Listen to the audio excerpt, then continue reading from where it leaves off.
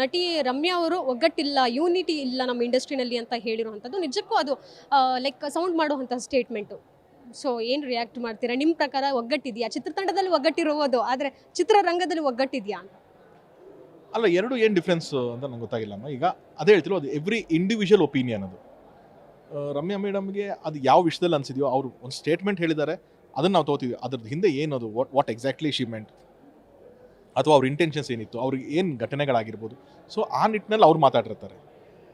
ನನಗೆ ಬೇರೆ ಎಕ್ಸ್ಪೀರಿಯನ್ಸ್ ಆಗಿರುತ್ತೆ. ನನಗೆ ಖಂಡಿತವಾಗ್ಲೂ ಎಲ್ಲ ನನ್ನ ಸರೌಂಡಿಂಗ್ಸ್ ಎಲ್ಲ ಒಗ್ಗಟ್ಟಲ್ಲಿದ್ದಾರೆ.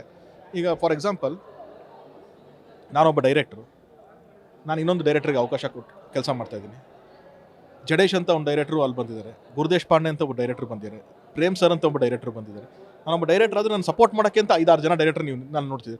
ಇನ್ನೇನು ಇದಕ್ಕಿಂತ ಒಗ್ಗಟ್ಟಬೇಕು, ಹಿಂಗೆ ಹೇಳ್ತಾರೆ ನಾನು. So there are there, but again good bad ಎಲ್ಲದರಲ್ಲೂ ಇರುತ್ತೆ. ಒಂದು ಚಿಕ್ಕ ಇನ್ಸಿಡೆಂಟ್ಸ್ಗೆ ಯಾರೋ ಆಗಿರುತ್ತೆ, ಅವ್ರ ಮನಸ್ಸಿಗೆ ಅದು ನೋವಾಗಿರುತ್ತೆ. ಸೊ ಅದು ಅವ್ರ ಎಕ್ಸ್ಪೀರಿಯನ್ಸ್ ಹೇಳ್ತೀರಿ. It is not a statement, it is her experience that she is saying.